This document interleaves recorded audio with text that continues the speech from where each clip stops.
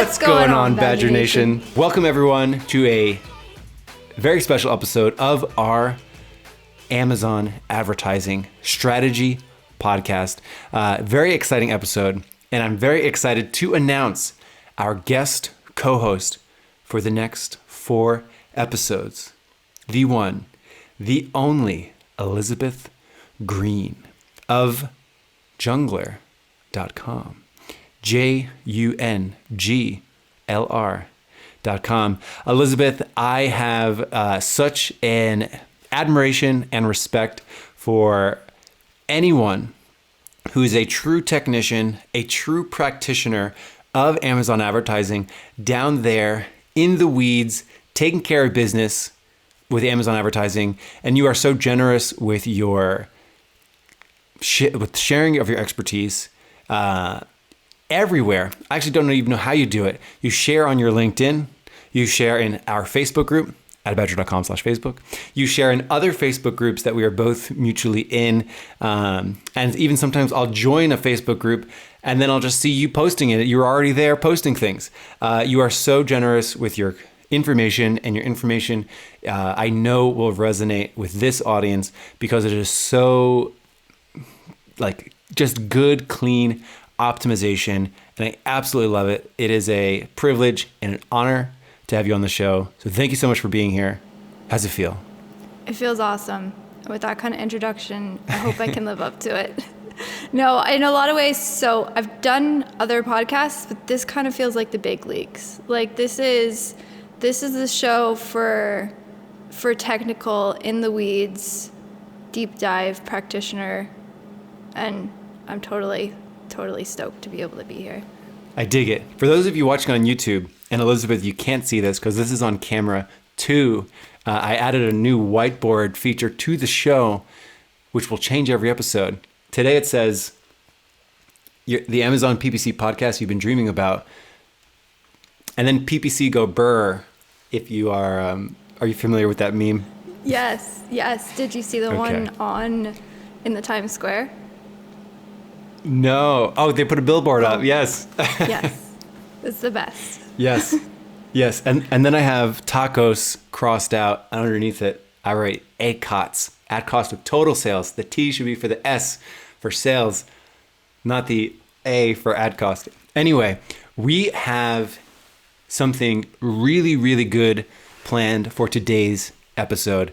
And Elizabeth, we have a very rigid ideation brainstorming session before every episode that we do here. And you got the inside scoop of what goes into every episode. And after seeing it, will you still listen? Most definitely. Mm-hmm. It just makes it better.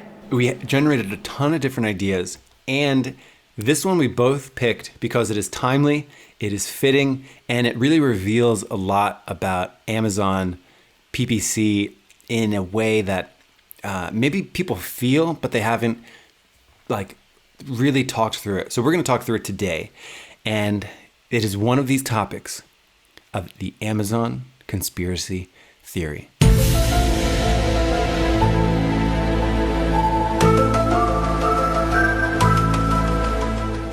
So we all know Exact Match as the supposed king of the match types. But is it true? Today we will be digging into the conspiracy that perhaps Exact Match is not what it is supposed to be. And in fact, does Amazon prioritize broad match, not Exact Match? We're going to be digging into it today, and I couldn't be more excited to talk about it. So this was a big topic, and this is very relevant, and this is on your mind. This was on both of our minds, because we always think about Exact Match being the one match type that rules them all, the top of the mountain, the pinnacle for all other match types to look up to and inspire to become. And it's because a lot of this traditional wisdom of this whole search term graduation process, a search term graduation process that sort of moves from auto and then eventually graduates up to Exact Match. And I think this is something that almost every Amazon PPCer follows, but we were just talking before the show, and Elizabeth, you had a really interesting experience with a particular client, and I'd love for you to share what that experience looked like. Yes. So I had someone come to me for PPC management. They needed help with their account otherwise, but one of the things I noticed was every single keyword they had in their campaigns was all broad match. And so me looking at the account, thinking, I mean, it definitely was other things I could fix, but that was one of them. And so taking on the account, of course, you always go through everything, see what can I fix, what needs help. And one of the things was, because everything was in a broad match, there was one particular keyword that was a main keyword that was put in a broad match. And it drove the majority of the sales for the top selling product. And the instance would be like if you were selling a metal cup, and your metal cup was geared towards adults, but you kept having search terms pop up in your search term report that would be geared towards kids. But the root word was metal cup. So for instance, you're selling a metal cup for adults, but you have metal cup for toddler, metal cup for 2-year-old, metal cup for et cetera, et cetera. And there is really no way to effectively clear all of those with a negative phrase match, just due to the fact that the root word is so important. And that root word, if you looked into the search term report, was driving all of the sales. So the keyword was metal cup, and the search term driving all of the sales through that broad match keyword was metal cup. So it was a 1-to-1. But you kept having all this other waste that was coming in just due to the fact that it's a broad match, and that's the nature of broad match. Now, this keyword, it wasn't a very competitive niche, although the product sold very well, so the client did a very good job picking his products. And this keyword showed up at the very top of the search, again, channeled through a broad match keyword, and again, with all this waste. Now, the overall performance of the broad match wasn't terrible. It wasn't, the ACOS wasn't running away, the sales were there, but logically, analyzing the search term report, and then analyzing how it was performing and all of this waste, logically, I could graduate, there's that word again, to upgrade it, to refine it. I could take that exact search term and put it into an exact match keyword, and hopefully clear all of that waste. Because in the beginning, what I started to do was to take a look at the search term, of course, scan the search term reports. All of the irrelevant search terms were then added as negative exact. But the way this keyword functioned, and because the bids were so high to keep that top of search, it was like playing whack-a-mole. You would add, 13 negative keywords, exact match, and then the next week there's, 10 more. And the amount of clicks, you couldn't sort by clicks to find these irrelevant keywords, because it would only be 1 or 2 clicks for each of these keywords. They were very long tail, but the cumulative amount of clicks ended up to just more waste than I would care to see. And so I did do best practices. If you're familiar, there is something to do with a campaign that's been running for a while. So I did create another ad group inside of the original campaign to try and mitigate any of that, initial new campaign launch finickiness. And so I put that keyword in exact match at a much higher bid, lowered the bid on the broad, and the exact match didn't do as well. Now, we know that there's initial trial running up, but it got to the point where I wasn't channeling as much impressions through my exact match than I would prefer.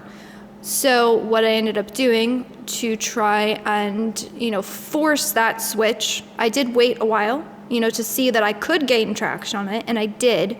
But the performance was not as good, but I noticed it was only because there was 1 or 2 clicks, and it's hard to really gauge how well that exact match would perform if you're only getting a couple clicks, a couple impressions. It could just be that it's not being pushed up enough. And obviously Amazon was still favoring the broad match to show even at that top of search. I could lower the bid on the broad match and it would still push top of search, and obviously still being channeled through that broad match keyword due to you could tell by the impressions, because the broad match had astronomically more impressions than the exact match. And so I decided to put that exact match keyword as a negative into the broad match to force that transition. And the results were not as good as I would like, to say the least. Mm-hmm. It did not perform, unfortunately.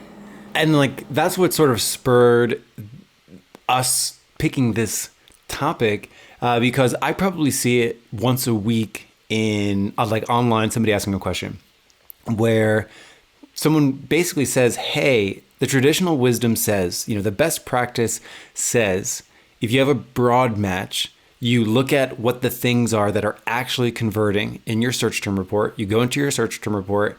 So you might be bidding on broad match running shoes, but then you go into your search term report and see that trail running shoes is the real big converter.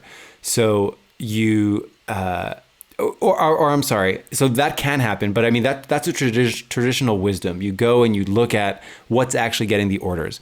And there's going to be certain times where you bid on running shoes and you broad match, and then you look at what is getting a lot of conversions, and it could just be running shoes. Like it's the exact version of the keyword that you're bidding on. So it's like you're bidding on running shoes broad match, and yes, you're appearing for a whole bunch of other things, but you find that you get a lot of orders for the actual word running shoes. So what do you do with this? Well, you graduate it up into an exact match version of itself.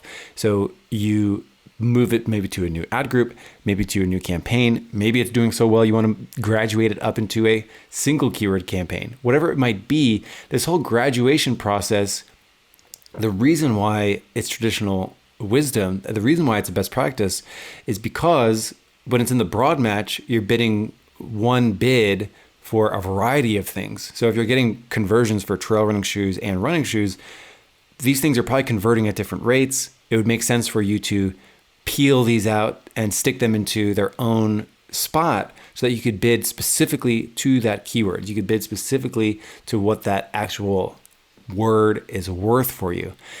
And there's going to be times, just like you just described, where you're bidding on running shoes, broad match. You see that you get lots of orders for running shoes. So then you're like, okay, great. Let me graduate this up. Let me peel this out and stick it into a new ad group or a new campaign.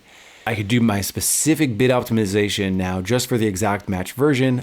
Much more tight, much more controlled. This is good, right? And what happens when you look at the performance of the exact match and it is less, so running shoes in the exact match form is actually less performance than the broad match form. So just like you mentioned, you do a block. So you negate out, you do some negative keyword sculpting in the broad match version to force it to come into the exact match. But even then it might be less. So this is where it gets into the conspiracy theory. Does Amazon prefer broad matches over exact matches? And I mean, the conspiracy theory, it's almost like a good conspiracy theory is based off something that sounds true or feels true, right? So the idea that Amazon may prefer something that forces you to spend more, that forces you to play whack-a-mole with other search terms so that they can eke out a couple extra clicks from you. Could that be real? It's a conspiracy theory. People say it. Some people have said. Yes. So this happened. I've seen this in large accounts. I've seen this in small accounts. And what we want to do is actually break down what to do when this happens. You've done your research, peel, stick, and block. You've graduated your search term up. But what happens when it just doesn't land where you want it to, and you're looking at the performance of the exact match, and then that same search inside the broad match is doing better? We're going to break down a whole bunch of things to consider and what to do here. So let's get to the meat of this episode. Yes. So in this case, I looked at the data. I looked at what would make sense to do, and I tested it. Mm-hmm. And you saw me take those logical steps. Right. I think that's a big thing, is don't try and go in and make astronomical changes. test smaller increments. So what I did is originally I tried just negating every little, every other irrelevant search that didn't happen. When that became a bit much, I tried adding an exact match, but I created another ad group inside of the current campaign, and by splitting out those ad groups, it allowed me to eventually, if I wanted to, go in and add that exact match negative, where if I had to just put it in the same ad group, I wouldn't have had that option. So I took logical steps, tried them both in tandem first, tried to adjust the bids, and then eventually went to more drastic measures of adding that negative. If I hadn't have taken those measures, I could have just gone right ahead, high bid exact match, same, even a new campaign. I don't think the results would have been they probably would have been worse. It would have taken longer for that to start up. And I couldn't have known if, at what level am I really trying to force this? By taking all those other steps and trying to run them in tandem, trying to stagger bids, trying to do this, then when eventually it absolutely did not work when I added the negative, I could look back at all my past information. Okay, I've tried to force Amazon's hand, and then I really forced their hand, and they really didn't like it. So I could look back at my past information and say, just due to all these different things and this strategy not working, I now have 100% clear data that this strategy, for whatever reason, Amazon doesn't like it. Yes. And this is one keyword. This is one isolated incident. I'm not saying that strategy is not always going to work, but in this case, it didn't. Mm-hmm. And I had incremental steps instead of one big sweeping change. And okay, that doesn't work. Why? It could have been that the bid wasn't good. It could have been, a whole plethora of other things. And then I would have gone back and tried to retest all those incremental steps when you could have just started incrementally in the first place. So I think that's something important to note. I couldn't agree more. That's core to, I think, every good PPC manager's approach to campaigns is you never want to make big sweeping changes to everything all at once. How many, if there's 100 broad keywords that you're going to be doing this to, and you make this change, and for some reason or whatever, the conspiracy is very true and very real in this particular campaign, if you did that sweeping across the board, that would have a very big impact. And I think this is, and we'll get to how to communicate this with clients and bosses later. So it's very important to communicate that core functionality of what I think good PPC is. When you take over something, you don't want to do big sweeping changes to everything all at once. I don't think ever, unless it's completely in the dumps. So if it is in the dumps, then yeah, you could probably nuke it, and anything you'll do under best practice is going to be better. But if something's already humming along, you don't want to make big sweeping changes. And it's really important to communicate that to all the stakeholders that, hey, if you're expecting me to come in and completely undo everything that you've done, the performance isn't bad right now. It doesn't make sense to, if it's not broke, don't fix it. So you want to look at best practice as a guide, not a law. So if it says best practice to graduate the search term up to exact match, I like the way that you described the incremental steps to do that. So if you are looking at your campaign and you're noticing that your broad match, running shoes, the search term that's actually getting all the orders is running shoes, and you want to graduate that up to exact match, you can take incremental steps there. And another thing that we want to mention is what to do when this happens. You graduate your search term and it's not doing what you want it to do in the exact match. It could be that there's not enough data. So I think this really happens a lot where somebody looks at the broad match. They're bidding on a broad match running shoes. They get the order for running shoes. So they take that, they graduate it up to exact match. They bid crazy on it. And then they look at that and they're like, whoa, my ACOS is out of control, or this isn't good. The issue could be that they're basing that decision off of a keyword that maybe only gets an order once a week, once every 2 weeks, maybe once a month. It could be a low volume keyword that the new placement, that when you graduate it up to an exact match, just needs more time. Mm-hmm. I agree. And there is a weird nuance with campaigns on startup. And it's just part of the ecosystem, unfortunately. And as much as we want to see all the numbers the next day, sometimes it could take a week for things to start off. Now, that doesn't mean if you have absolutely 0 impressions in a week span, a 3-day span, 0 impressions, yes, you want to adjust. Logic does come to bear in all situations.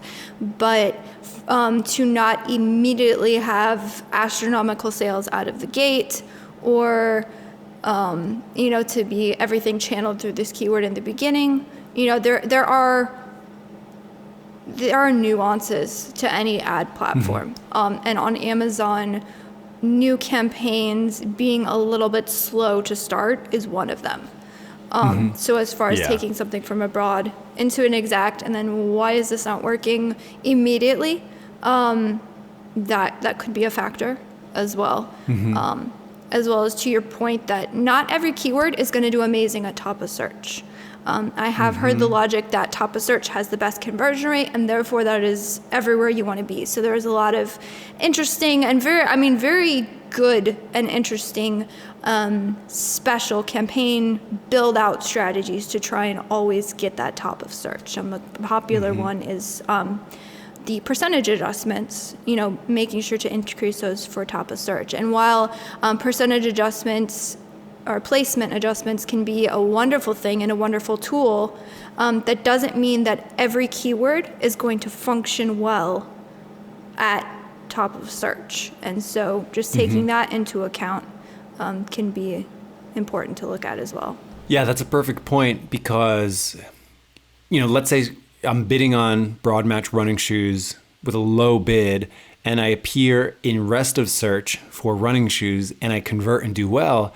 If all of a sudden I take that, I put it into an exact match and I go pedal to the metal on it, now I could be in top of search where maybe the keyword's not strong enough to compete there. And now all of a sudden I am paying too much for what the keyword is worth.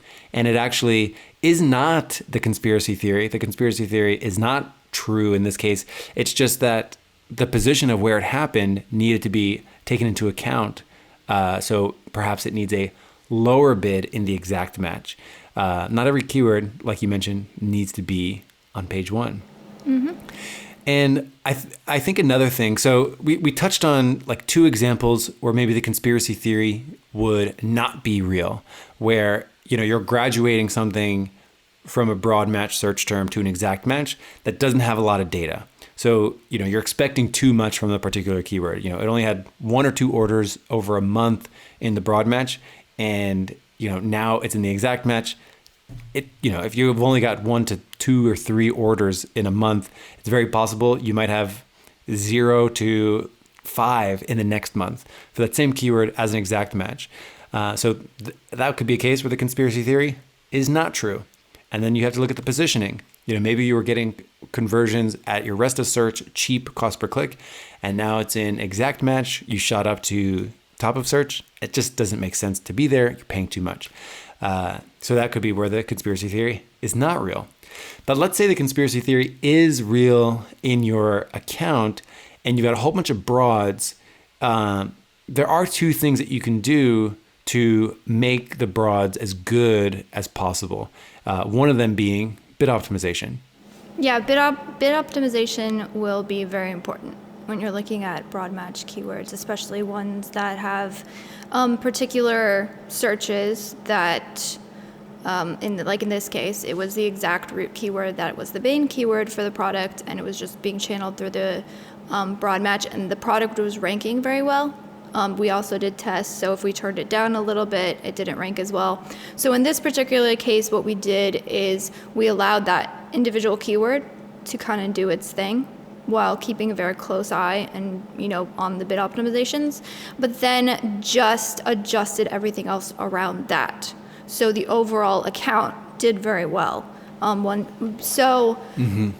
guess an analogy would almost be when I was looking at everything on a search term level.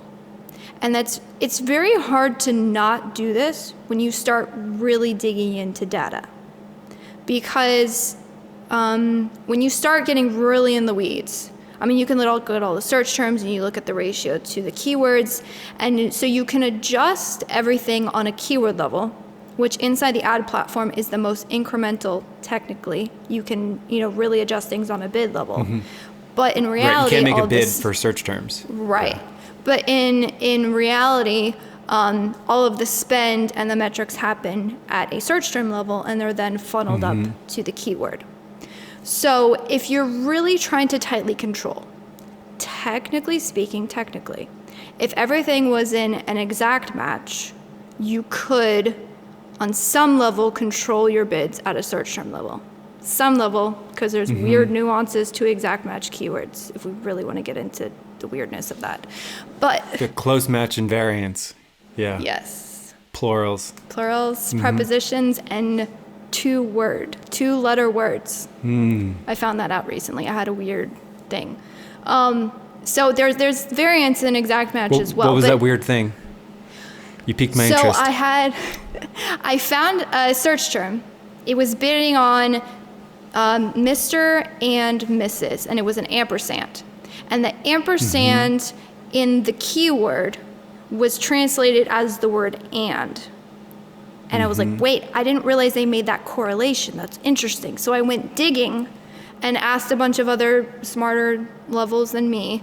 And someone had made the observation that if it is a two-letter word, so in this case, ampersand was a single character. So if it's two or less characters, it can be ignored even if it's an exact match. So because it can also substitute the word and, because that's one of the conjunctions, prepositions that can be inserted, it turned out that was what it was. It was ignoring the ampersand, but then also picked up the and. So there's some weird variations that can happen even in exact match. So even if you're exact match, you can't technically control on an absolutely granular search term level. Yeah, I think that's so interesting because I've thought about campaign builds where you turn just everything into exact match. Like the second it becomes a search term with even one click, you just move it into an exact match. And I think that's such a fascinating idea. And in logical theory, it should make sense because you'd be able to fine tune every single search term. But that doesn't jive with the conspiracy theory that we're talking about, that literally sometimes the broad match continues to outperform the exact match. Like the search term, when it's in the broad matches, continues to outperform it. Conspiracy theory, some odd quirk, whatever it might be, periodically that can happen. So I think that's a really fascinating idea, like the 100% exact match campaign. Everything's a single keyword campaign. Very, very fascinating. Something that I've thought a lot about. Yeah, there's some interesting theories, and there's some platforms that work off of that.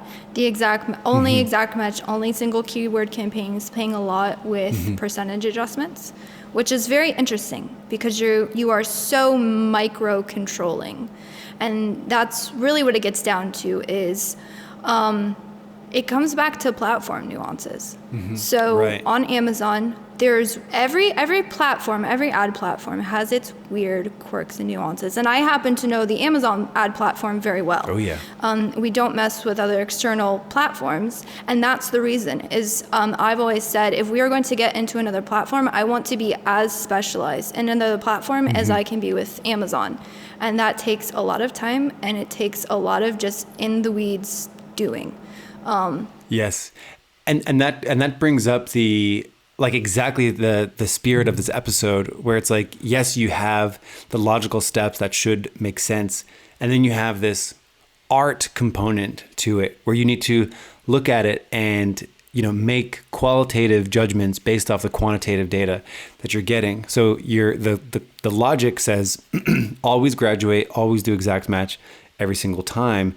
But the conspiracy theory, like the art side of it, is sort of, hey, like how should I structure this campaign? Or maybe my broad match is actually way outperforming for some reason, whatever it might be. Even if I don't understand it logically, it's just what the numbers are telling me. So I'm going to lean into that. And that's where I think a lot of high performing marketers really know their campaigns inside and out, because they acknowledge that part of it. Like they have all the best practices in their tool belt, but another best practice that they have is really just feel. Like they're able to feel what the campaign needs. They're able to feel what the account needs. In certain cases, sometimes it could be maybe you pause the search term graduation, maybe you slow it down, and maybe you just stick with the broad matches for now because you've tried to peel, stick, and block it up to an exact match, but maybe it's just not getting what you need right now. So instead of like forcing it, instead of trying to say, I'm going to continue driving this home, I'm going to step back and I'm going to focus on bid optimization and really make the broad match version as good as it can be. Conversely, you want to be sure that you're adding tons and tons of negatives to the broad as well. It can feel like whack-a-mole.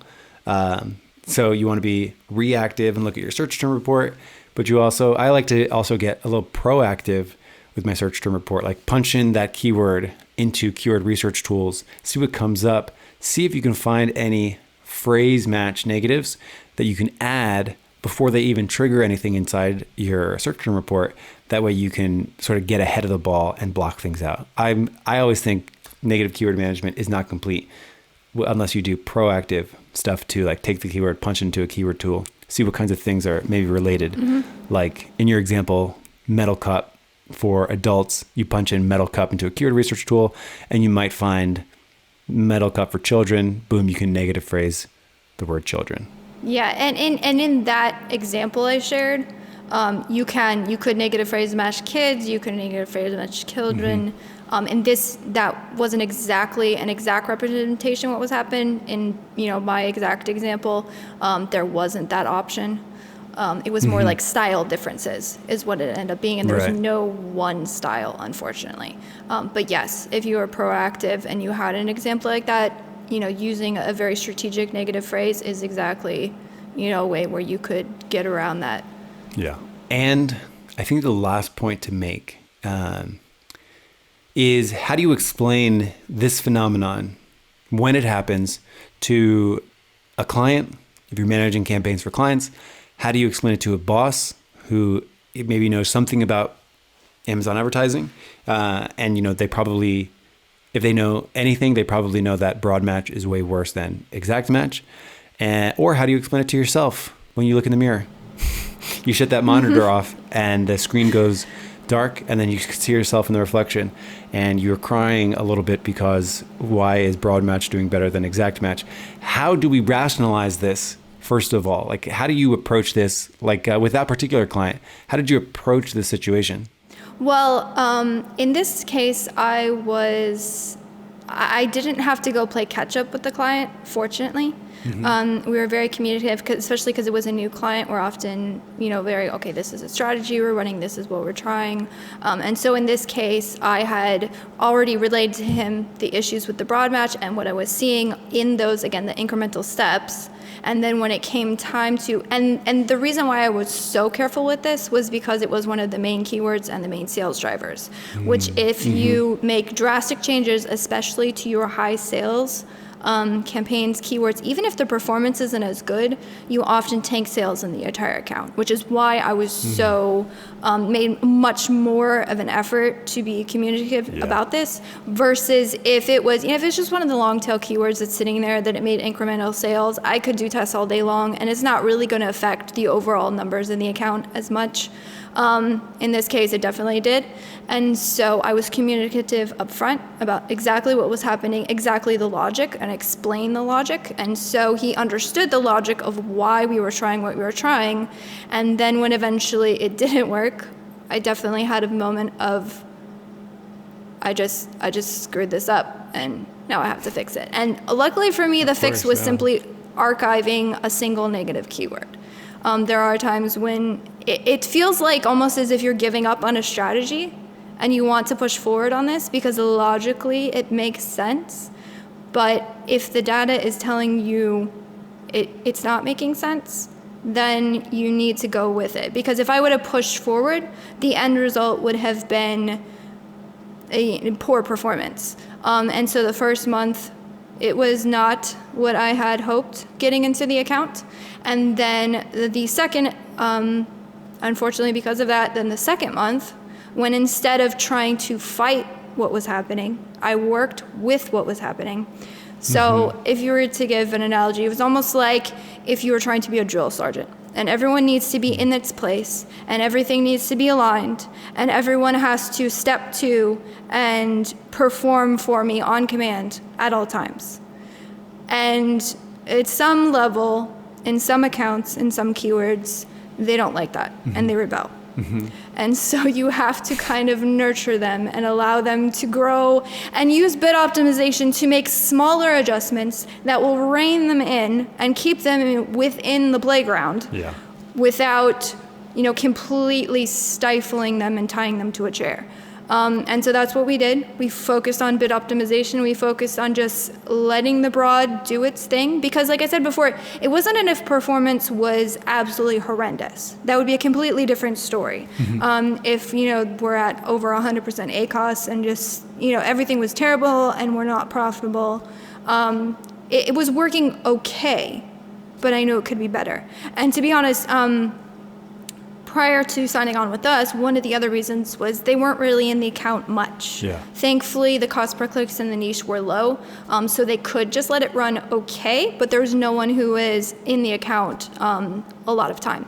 So by us just being in the account, by using good optimizations, and by just letting things, hemming them in and keeping them going in the right direction, the next month was completely night and day, even better than the previous month when we weren't managing.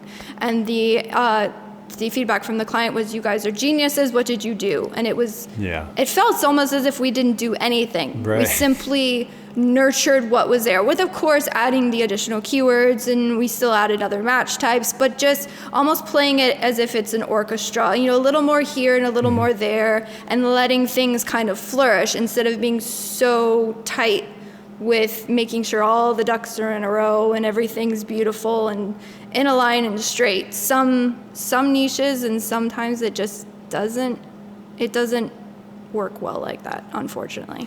Yeah. There's a degree of humbleness that anyone who's in Amazon marketing needs to have, because there are loads of times where it seems very easy, right? It seems very easy to graduate up to an exact match. It seems so straightforward.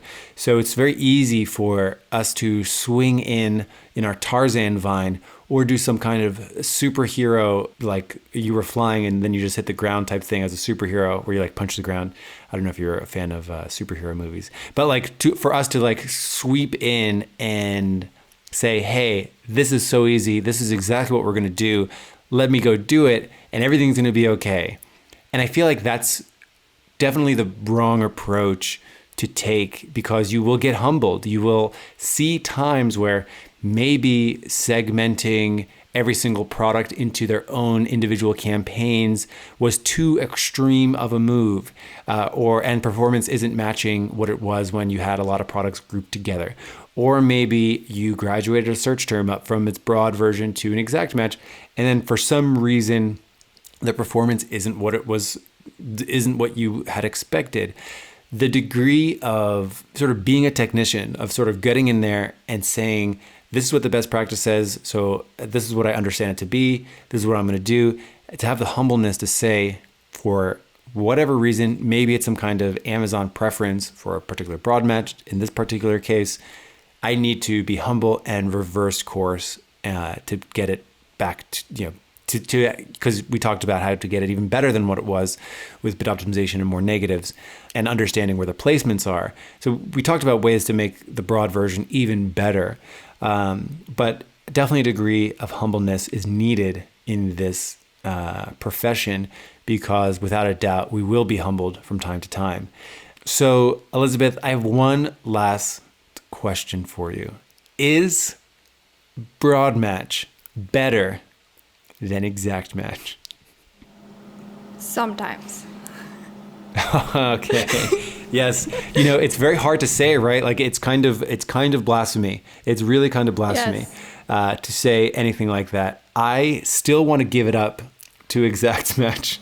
The logical part of my brain. And look, I'm getting very uncomfortable. For high bid ranking, if you're gonna stick a lot, if you're starting from ground zero and you're gonna throw money at it, my bet would be on exact match. I will say that. Right. If I had to bet, it's going to be an exact match. However, are there times where, for whatever reason, broad match just happens for some unknown reason? And I mean, aside from the known reasons that you didn't have enough data in the broad match, so that you're comparing apples to oranges, you're comparing something with very little data to something that now has a lot more data. We talked about that. And then also factoring in for position, hey, you were getting orders in rest of search, but now you're getting clicks for top of search and you're just not converting. So aside from those two obvious things, and the other obvious thing of just like new keywords versus old keywords, so there's sort of some obvious things that could influence performance. Even when you account for all of those and the broad version still does better, we need to be humble and look at what the data says. I don't want it to be true. I don't want this conspiracy to be true. Part of me thinks it happens more in sponsored brand ads than sponsored products, but it can happen anywhere. And so here's another question. Will you still do your search term graduation? So we don't typically. Anyways, we're in the test all match types crowd. Okay, that's another topic. So test and adjust accordingly. Yes. That's a whole nother episode. That's a whole another episode. I'm still a big fan of the graduation process. This hasn't shook my belief as the search term graduation, the research peel, stick, and block, the moving things up towards exact match. This hasn't shook my belief in that. However, it is worth monitoring, observing, studying. And then, of course, that's where the art of PPC comes in, because you can make some decisions on there. Final thoughts, Elizabeth? Don't worry about what you think should work. Look at what is working and go off that. It's a good one. Yes. And you'll be a better PPC marketer for it. For sure. Let the data be your guide. Let best practice be your guide. Use the two of these things as guides, and don't try to force it if it's not there. We've done it. Episode 1 with Elizabeth Green in the books. Tune in next week where Elizabeth will be back. Have a good one, everyone, and we will see you next time here in the Badger Den. See ya.